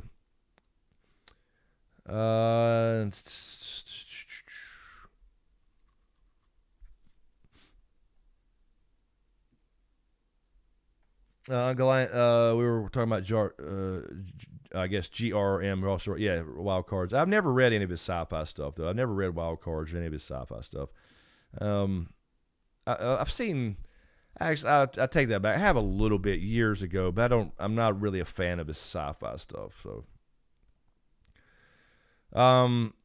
Meg, Paul, Chris, on the upside, it's not like they showed Daemon actively disliking the kids. They portrayed him as being almost awkward around them. But that is true. I mean, yeah, they didn't show. Yeah, But, they had the scene where Bela comes in and says, "Daddy ignores me." And she thinks it's because she don't have a dragon yet, But her dragon, they didn't mention that. I don't know if they did. I can't remember if Lena said that directly or not. The dragon that she hatched died, but she does end up getting another one. And she will have mourning. But Daemon wouldn't think that was her fault. That happens all the time. So it was odd to put that in there, like he's ignoring her because she don't have a dragon. Tom, how do you guys think Viserys will react to the Daemon secret wedding? Oh no, he's not gonna like it. He's not gonna like it at all, because he it's gonna be the whole him and Otto thing. Look, he's just trying to get, now he's gonna be king consort. So this is really gonna break a lot of shit. And a little too soon. I don't know how much, I don't know if like at the end of that episode, I know we did a little time jump because they were back on Dragonstone, but like, was it a week? Was it 2 weeks? Was it a month? I don't know. So they're not going to like it. Nope. Not going to like it at all. They'll see it. What I'm saying is they'll see it again as Daemon trying to squeeze in. But remember, she asked him to marry him. She went on the beach walk with him. She made the move on him. They did the aggressive negotiations on the boat because she started it. And then she asked him at the end of the episode, I need your help. I need you to marry me. I want you. I want you. I still want you. I needed you around, Uncle. You just disappeared. And they'll blame Damon. They'll think Damon tried to move in on her, which Damon's always obviously loved her to some degree. But he had no plans right then of like moving in and marrying her, swooping in or whatever. So they'll blame Damon. Look, he's just trying to get to the Iron Throne. Essentially, he'll be the ruler. We can't let Damon be the next king because he'll step all over Rhaenyra and be the actual king type of thing. So, yeah, it's not going to be good. Lenor still has time to die, says Sam. Yeah, I mentioned that earlier. Maybe they'll have him like something. I mean, I don't want anything to happen to him, obviously, but we need to free up Sea Smoke is all I'm saying. So it's kind of a weird spot to be in. Tinbill, Greenleaf, what's up? Thank you for the super chat again this week. Just sending some loves. I so appreciate you. Thank you for being here. Thank you, man. Thank you so much, man. I really appreciate that. Thank you. Shannis, I know. Yeah, okay. I did grab Shannis again. Thank you for that super chat as well. Ortiz, thank you for subscribing earlier as well. Making sure I got yours, Shannis. I did. Rainey's acknowledging Jason, Lucas, or grandkids. Yeah, that's interesting. I'm curious to see their relationship going forward. Mother Dragon 362 watching, but only 156 likes. Really? Yes. Thank you. Yeah, like the video. Subscribe if you hadn't, please. Hit the button. Click the button. Betrayed King, the sea smoke thing is interesting. You think Lenor still dies sometime relatively soon as they've got some kind of bond and wouldn't accept another rider. Yes, that's right, Betrayed. That's what I'm saying. By the lore and the rules, again, I'm air quoting here, the rules of the game, a dragon will not accept another rider if the current rider is still alive. So you can't just go up and nobody could go up and just take sea smoke as long as Lenor lives. Now, when he dies, that bond is broken, and they will. Obviously, we saw Vhagar, so that's what I mean. It's gonna screw up. I like the twist. I like Lenor living and kind of going away and living his own life because I like the character, but I don't like the sea smoke thing. It breaks it. So either what I think they're going to do is just leave sea smoke out of it. Honestly, I don't know how they. Because I don't guess you have to do Adam of Hull, but I wanted to see that. So I think they just push Sea Smoke out to the, kind of push him to the side to get rid of another dragon to have to do CGI on later on, and just do the dance without him, I guess. But it kind of breaks things.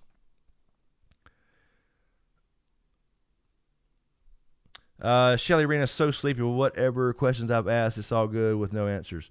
Sorry, Shelly, if I missed your questions. I apologize. I did not. I'm doing the best I can, Shelly. So if you had something specific, ask it, and somebody, a mod will grab it. I see one here, Shelly. How's my daughter? She's doing good. She's not here right now. She's off running around with her friend somewhere, I'm sure. But she's been doing really good. Just working as usual. Sorry, Shelly. I'm trying. I'm trying to get the chat back down to the bottom.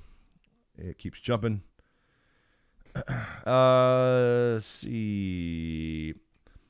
Lydia, was Vhagar grieving when Aemon? Yeah, for sure. Yeah, there's definitely a grief thing there for sure. Yep, Lydia. And that makes me wonder too, because it's never explored like that in the books. Is why did Vhagar allow that, so fast? Because this is fairly quick, obviously. It's not really a time jump. So, but it's I don't know the time difference in the books, but it's like, is it easier during that period? Because, she turned around and didn't bother him, and then turned around, opened her mouth, and was going to burn him. And then once he started giving those commands, she seemed receptive, obviously, and just turned around and let him climb up. So, maybe she's ready to move on and burn some shit down. Who knows, man? Yeah, she was definitely sleeping, but yeah, there is a like a morning thing. Obviously, you saw that, but yeah, she was asleep technically. But yeah, I'm saying there's a period there, I guess. I mean, she didn't want to do it last week, right? When she was like, Dracarys, you know, and she was like, why? Why are you telling me to burn you? Yeah, remember, yeah, someone, exactly, I was going to say, remember in GOT, Drogon was pissed when Dany died, and like, he knew it without even seeing it. He was down there lower in the castle, and then as soon as she died, he knew it immediately and flew up there looking for her, and boom, you know, melted the throne, ignored Jon, or looked at him, flew off with her body. I did hear there's more rumblings. I don't know if it's fake or not, by the way, about this Jon Snow series moving forward to like a pilot. We'll talk about that later, but I don't know, man. I don't know. They can't, if they don't do it all the way, I don't want them to do it at all. And what I mean by all the way is going back to Westeros and kind of retconning some shit and having Dany back. I'm just saying. Yeah, we're about to watch a preview here in a couple minutes. Sekau, I'm sorry if I'm Sekau Maskell. Have to watch the preview, probably a 5. Yeah, it's got to be, I was going to say, I was said it earlier, it's got to be at least 5, if not 10, and it should be the last one. Tom, Vagar's older dragon didn't see Aemon as any threat. No, didn't see him as a threat for sure, but she did open her mouth and the fire started to come, but she respected the commands. Elaine, the ride on Vagar was amazing. It was. I just wish they would lighten it. It was really cool. The music was really there. You heard the little beats again of the Targaryen theme, like we got with Dany and stuff. It really reminds you of that.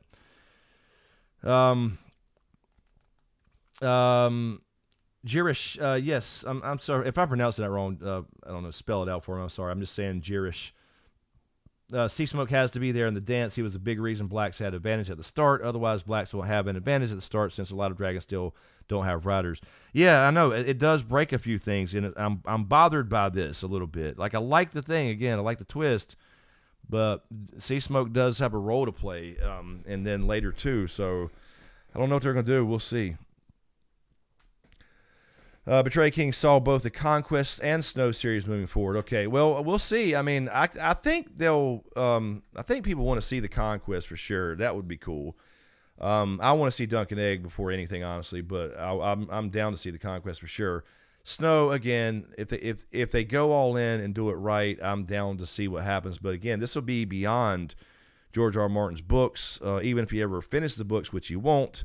We'll never see A Dream of Spring. This will be beyond that. So it's essentially going to be fan fiction, unless he agrees that this is going to happen, you know, and let it stand as canon or something. But you can't just do Jon up north. He's got to come back to the Seven Kingdoms. You got to have some actors back, at least some.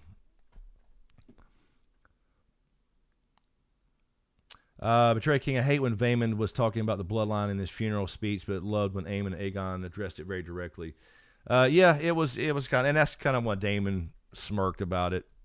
I didn't know if we'd see Vaemond again, and I don't know what they changed little things. They made him Corlys's brother in the show when it's actually his nephew, right? I believe in the book, so I don't know why they're changing little things. I guess maybe just for the age similarities.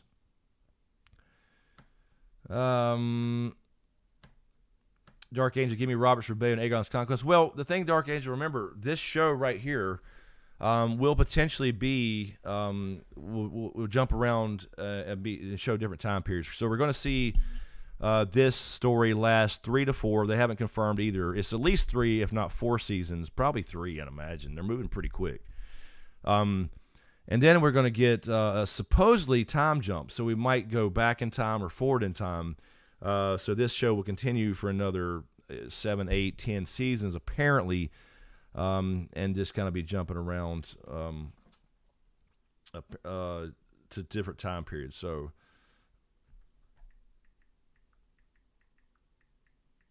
one second. I'm sorry, real quick.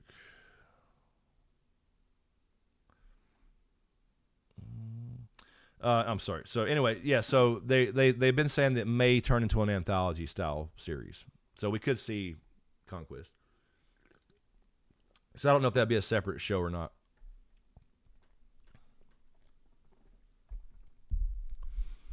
Yeah, I guess so. Betrayed King. That is true. Line of succession for High Tide, making it more legitimate, great for the inheritance house. Yeah, that's true. That's true. Just kind of skip over him. Field of Fire. Yep.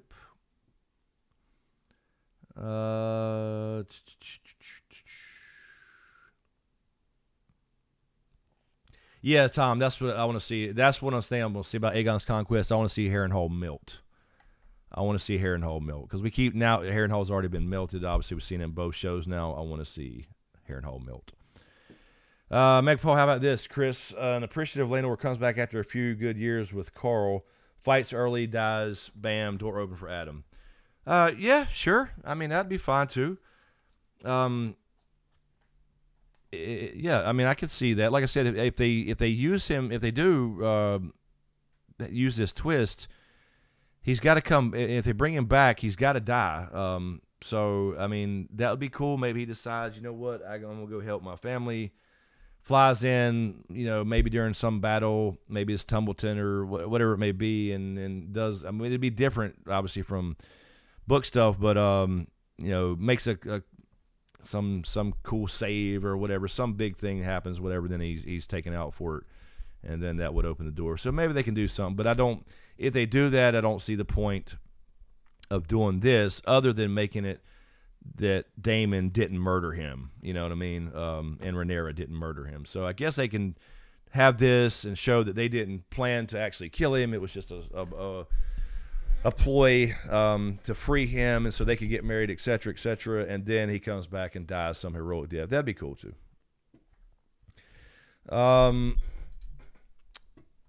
Brad, thank you for subscribing, by the way, a few minutes ago. Thank you. It's amazing this season's been really odd. We still 77, 715. It's I think we've gained 1,000 subs since the season started. Yes, I believe that's pretty cool. Thank you guys. Tom, whoever games Harrenhal never lives long. Well, now it's the Clubfoot. He's the Lord of Harrenhal. Think about it is, Tom, there is something to the Harrenhal, and I'll say this real quick before I take a quick break, and then we'll watch the preview. But Harrenhal, remember, is built with weirwood trees all in it. The Hare the Black left the weirwood in the Godswood, but he cut down all the weirwoods in the area to build Harrenhal, so that's why it's haunted. But what Damon said is also true. It's just a lot of them. I don't remember exactly how he worded it. He's like, that's basically a wives' tale. It's just bad decisions, and a lot of it is. But there is something to Harrenhal being haunted or whatever, because you got weirwood in there. Anytime there's weirwood, whether it's dead or alive, there are voices heard and weird things happen, because we know it's tied to the children and green seers and all that stuff. So that is why Harrenhal is such a creepy place. AK Watch, she wanted to free him. Yeah, no, I agree. I think that was. I think that's why they had the scene before. That's what I was saying earlier. The scene. I like the scene with Lenor coming in and talking to Rhaenyra, and then she's saying you're a good guy with a good heart, honorable. It's hard to find. I appreciate it, kind of thing. I appreciate you. And he's like, no, I failed you. I'll be a better husband. I'll do what I need to do. I've been basically partying with the boys too much, all that good stuff. But she's like, okay, so now what I'm going to do here is I need my uncle, and I love my uncle. So what we're going to do here is we're going to devise this plan. We're going to let you go. You've done what you need to do. You tried to have kids. We tried to have kids. So why don't you and Carl go to Essos and take off, and we'll take it from here, type of thing. So I thought that was a good little touch to set that up. Of course, she didn't know it at the time till the end, but yeah. I really loved how Lenor and Rhaenyra moved as a unit through the years, just like Corlys and Rhaenys taught Lenor and Laena. Yep. All right. Gregor, Larys told Littlefinger to hold my beer. Yeah, he's straight up a creep. He's a fucking creep, man. Tom, but yeah, I don't like Larys at all. Yeah, he is worse than Qyburn, exactly. All right, yeah, so I'll tell you what. So it's about 12 o'clock, so let me, really quick, give me a minute or two, and then we'll come back and watch the teaser and let everybody get out of here and start their weeks. I know it's already getting a little late, but the episode ran a little over, and I was about 5 minutes behind you guys. So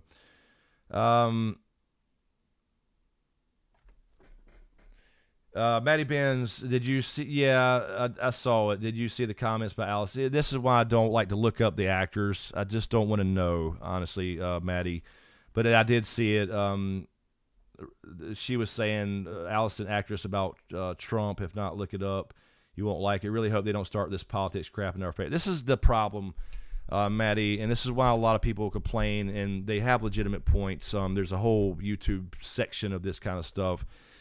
I don't watch shows. I watch shows to get away from the real world bullshit and all the politics, and that's why people have complaints about these things in the shows. They're clearly trying to do this type of thing with political nonsense that I don't care about. I mean, I do in the real world, but I don't want to bring it. I don't come on YouTube to discuss modern day politics, and it has nothing to do with Westeros set in a medieval period. And so I'd rather not even discuss or know what the actors care or don't care for in real life. I just look at them as actors. I enjoy what they do. They're good at what they do, but I don't give a shit about their real world politics. You know what I mean? It's bullshit. Yeah, I mean, it really is, and everybody sees everything through the American politics, and it's ridiculous. I mean, we're talking about medieval times where it's just, I don't know. Let's stick to their politics in medieval times. But yeah, I saw the thing. That's stupid. Moni G, so question: do other trees besides weirwood trees have faces like on the aloe faces? And apparently not. I remember there's some other trees mentioned in Essos that have maybe have magical properties, but not like a weirwood.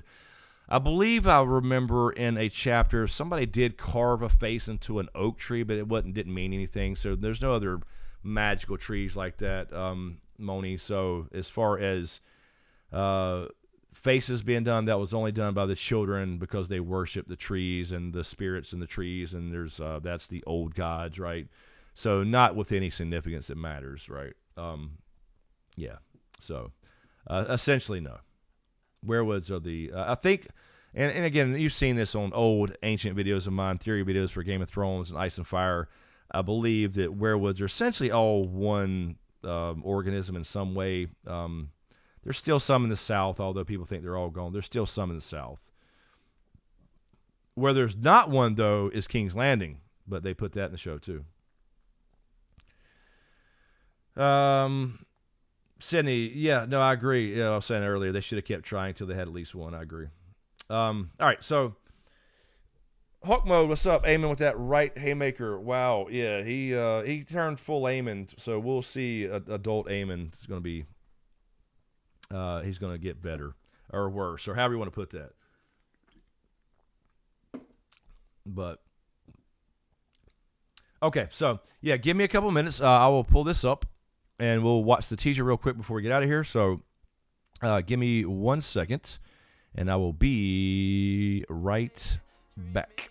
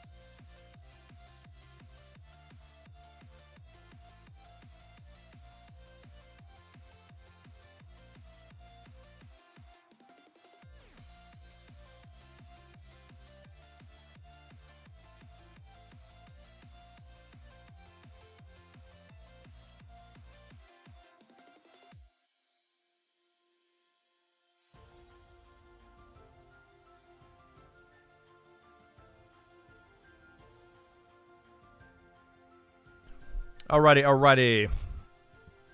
All right, let's do this. Let me pull up the YouTubes. I'm going to move all this over.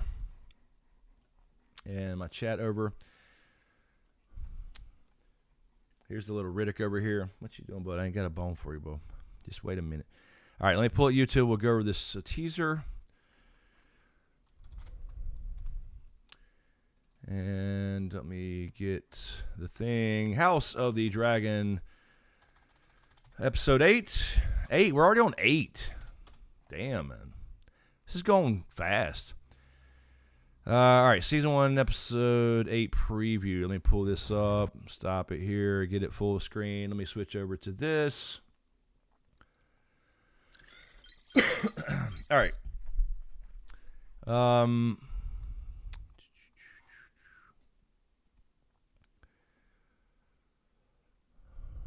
Uh-oh. We got some adult dating site bots up in here. Thank you, Doc, for banning them. Almost made it. Almost. Yeah, you're right. I was trying to see. One second. Damn. They were.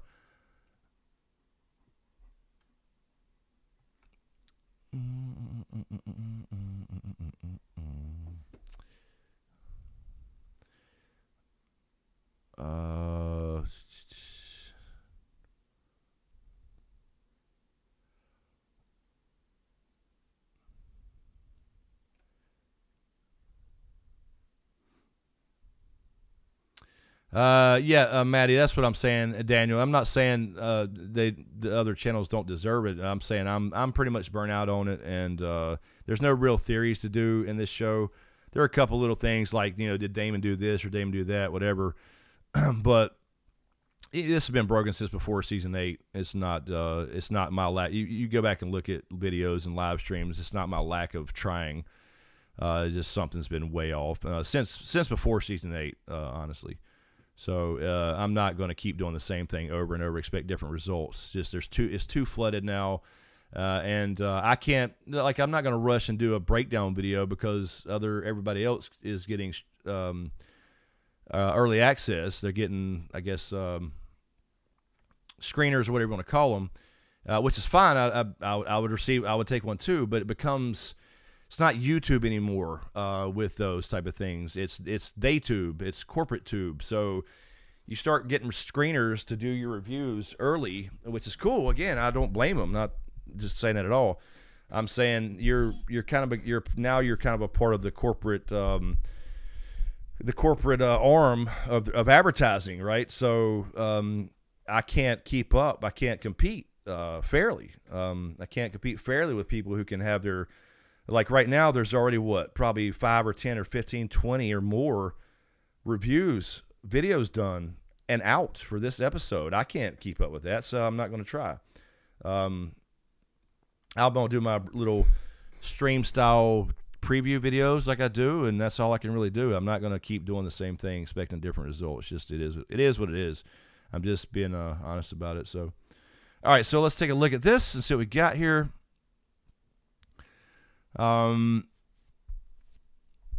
Anyway, so yeah, it is what it is, though. It's again, good for them. I'm friends with a lot of these people.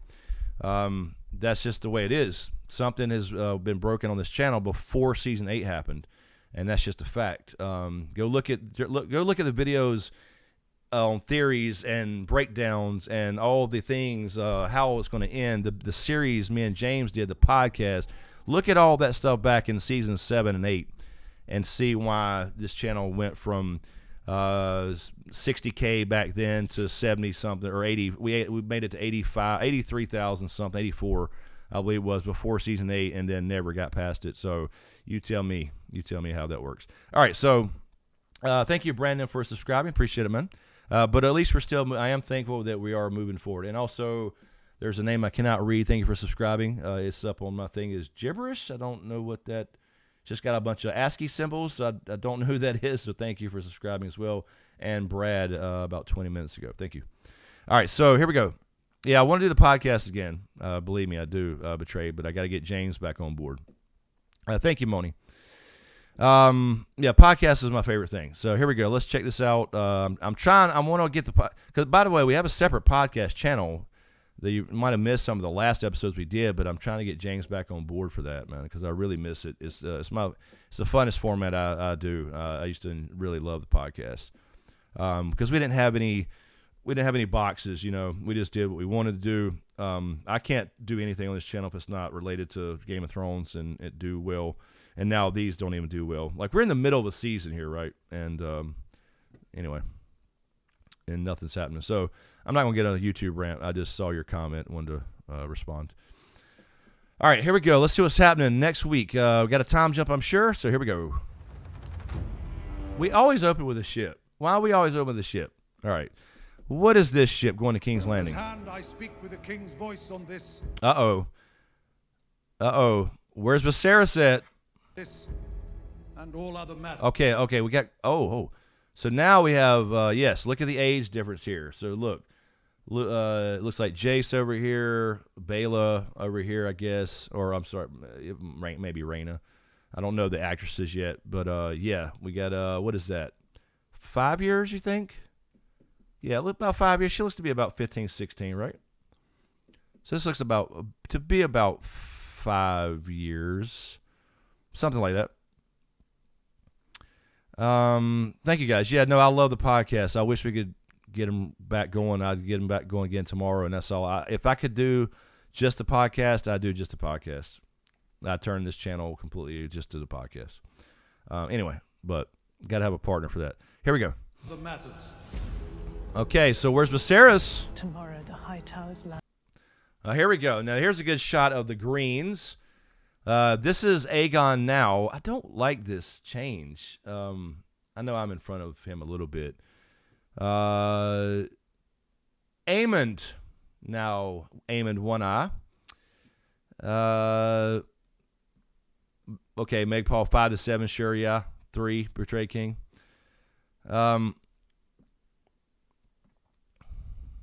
Daniel, I agree that there are a lot more channels doing a post show, which has hurt this channel, but the channels that grow put out consistent videos. Yeah, no, I agree, Daniel. They do. I do, but some don't. But, you know, I agree in general, but I did too. For many years during Game of Thrones, and it never, yeah. And between the seasons too. I had a whole entire series of theory videos. I had some of the biggest long-term theories would break down detailed stuff about the ending and all that kind of stuff. This was long before this show. I'm not saying it's like now.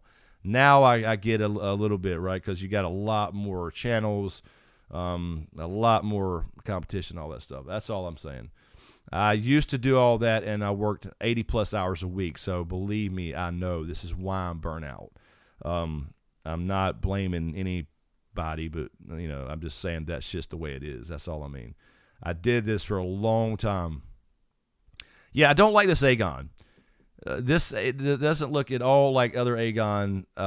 They should have just kept the other guy. Maybe aged him up or something. Anyway, but this is Aegon. Obviously, we got Aemond one eye now with the patch. Hopefully, we'll see him remove that patch. We'll see a Sapphire in there. And then Helena here, now older. And then, obviously, we have Alicent and Otto. At this point, all Dragon Riders, right? And their first blow. Okay, let me hear that about the first blow. First. Almighty. The High Towers land their first. Okay. Tomorrow the High Towers land their. Okay, so tomorrow the High Towers land their first blow. I thought she would say the Greens. First blow. Those vipers rule in my father's name. So, those vipers rule in my father's name. It looks like Viserys has died. His name. To King's Landing, then. Maybe? No, I don't think it. No. I think we got to see that happen. Name. She said those vipers rule in my father's name. Vipers rule in my father's name. To King's Landing, then. Uh-oh. What was this? Who is this? I can't see who that is. Who does that look like in the bed there? That's not the king's chamber because you don't see his erector set. So, Is that Rhaenyra? I can't tell. It's definitely a woman. I can't see who that is. The sea snake has taken a great. Maybe that's Viserys in bed. The sea Well, snake has I think maybe Viserys is probably not. Yeah, he can't rule. I think he's bedridden at this point because they've changed the whole damn thing, right? They've changed the whole thing about the illness. So okay, yeah, yeah, this is the bed chamber of the king, I guess. The sea snake has taken a grave wound in battle in the Stepstones. Okay, Vaemon's still there. Okay, now here's Aemon training. Who will take the driftwood throne? Okay. The crown cannot stand. Who would take the driftwood throne? So Vaemon's already discussing the driftwood throne. A grave wound in battle in the Stepstones. Who will take the driftwood throne? The crown cannot stand strong. The house of the dragon remains divided. This Let me see that again. is divided. Oh, okay. We're seeing. So Luke here. They're back in King's Landing. It looks like. This is a matter of blood. Okay, there's the shot. Now I was wondering. There's Daemon. We thought they cut this out from like the early, like episode 2, didn't we? Legos in a ray. Exactly. So okay, he's getting another dragon egg over here. Remains divided. This is a matter of blood, not ambition. That looks like, is that okay? Okay, this is Aegon over here. So this looks to be Luke. I mean, sorry, Jace. Yeah. Okay, older. Okay. Yeah. So they're back. This may be when Viserys. I don't know if he can get out of bed for a night. Apparently, he's bedridden now. He does have this. He throws this get together to try to make amends again, as usual. No, Corlys is not dead. No. He should not be. No.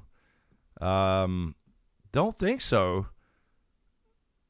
No, he shouldn't be dead. I mean, he should. He lasts a little. He lasts a little longer. So it looks like this may be when Viserys has everybody come together and they try to throw this one last shindig to save the realm. Blood, not ambition. This Masar, is that Massaria? It's hard to see. All right. Not ambition. Yeah, I believe that's Massaria. So, is this Betray King Daemon nabbing Stormcloud? Yeah, it could be. It could be. I just thought, I guess we kind of assumed from the teaser, the trailers, that was when he was going to take the egg back to Essos with Massaria. This may be, if we're far along enough yet for, I don't want to spoil things. Is this the beginning of Blood and Cheese is what I was going to say. Have we had another loss already? I don't think we're that far. I don't think. We can't be that far. this is a trap. But it could be Daemon going to Massaria saying, look, we're going to start, things are starting to happen, obviously. We need your information. This is a trap. Nephews? The threat. There we go. Now Aemon's learned to fight, and they're back here training again.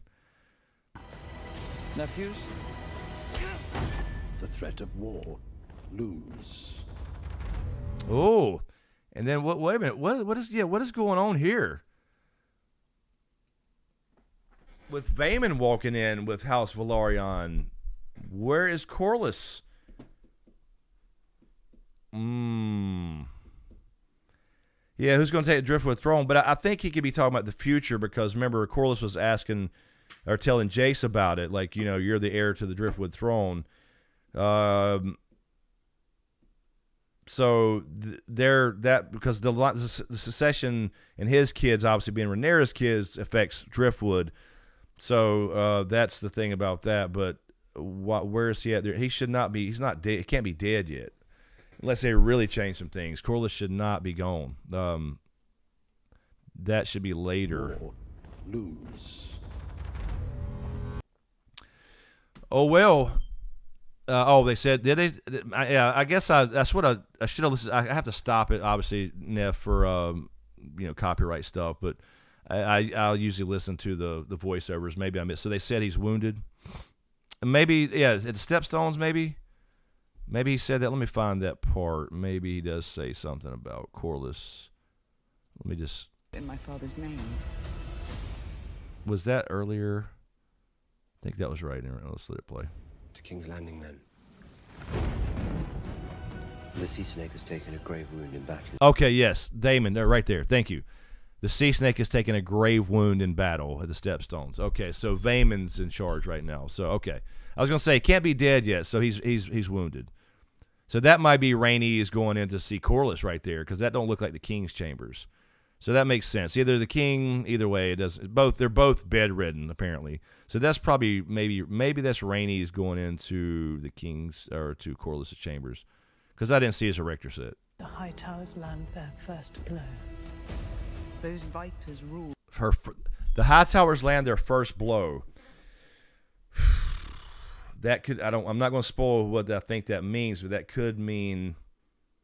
No. They still wouldn't be in the training yards together. Never mind. In my father's Too early. To King's Landing, then. Yeah, so maybe that is the king. It looks like possibly, yeah. I mean, it's dark, obviously, but I was just saying that could be Rhaenys going if Corlys is injured. But yeah, probably King's Landing. The sea snake has taken a grave wound in battle in the Stepstones. Okay, so he went past the Stepstones, got wounded. Who will take the driftwood throne? So now they're discussing, okay, what if he dies? All right. The crown cannot stand strong. LeVar, that must be Corlys in bed, so Viserys might be dead. It may be. The way they're changing it very well could be, but I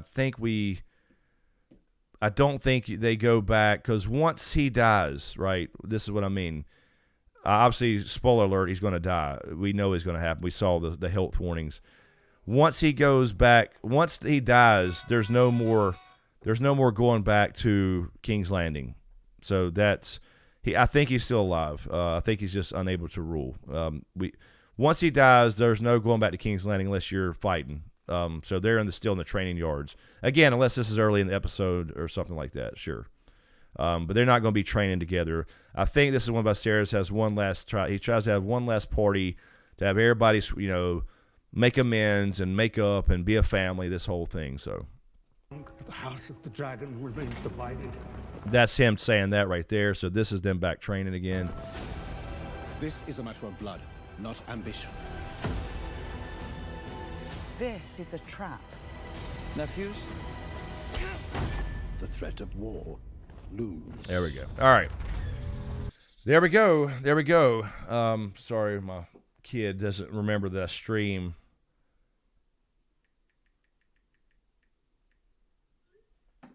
All right, so there you go. About a 5-year time jump, it looks like. And let me move this back over here. Nope. Get rid of that. All right, so I need to download that anyway so I can do a proper breakdown this week anyway. So, but there you go. It's going to get nasty. Gregor's on Team Green, Team Aemond over Team Incest. They're all going to do it too, though. They're all going to be incestuous too, though. Yeah, it does, LeVar. I'll tell you what. I was thinking the other night, just real quick before we get out of here, just kind of looking at the whole thing. Just thinking about like the whole story, right? I mean, this is one little aspect in history. I can't, I still like GOT better, obviously. GOT was so fresh and new to TV. I mean, obviously we read the books, but I mean, such a game changer. I don't think anything would ever overthrow it, even though you had, season 8 and 7. A lot of people didn't like 6 and 5 either. So I still, obviously, it'll never outdo GOT for me. I was just thinking that the other night. Like, I like this story, but it's the same characters over and over. There's not a lot of different movement around Westeros and all that kind of stuff. So it's like, I don't know. It'll never be GOT for me. Yeah, Damon is an immortal vampire that never ages. Oh, damn it, we got more bots. Thank you, K-Dubs, whoever's grabbing that. Anyway. So yeah, it's just one of those things where it's like, I love the show, but it's not Game of Thrones. Like I don't know. I guess is as hyped up as people make it out to be. I don't know. Views on YouTube, including other channels, don't suggest that, but it's pretty damn big, pretty damn good show. But again, it's just not Game of Thrones. But again, love the show, but it's not the excitement Game of Thrones was. So. Yeah, Kate really tried to echo God. Arya versus Joffrey was heavy in the echoes here. Yeah, for sure. And they do a lot of shout outs and callbacks and little references as well. So, Robert would have backslapped Alice. Yeah, no, she should have been put to death right there. Like she cut your daughter. And in those days, that's not just a small wound. I know it was fine and they got sewed up, but, I don't know. That should have been instant. Anyway. All right, so we'll get out of here. 12:30 on the dot. So thank you guys for hanging out. Really appreciate it. Enjoy these. Thank you, Brandon, for subscribing as well. That person that I'm having, for some reason, ASCII characters. Not sure, but thank you for subscribing. Brad for subscribing. Greenleaf for the super chat. Really appreciate the 20. Shannis for the super chat. Ortiz for subscribing. HLM for the super chat.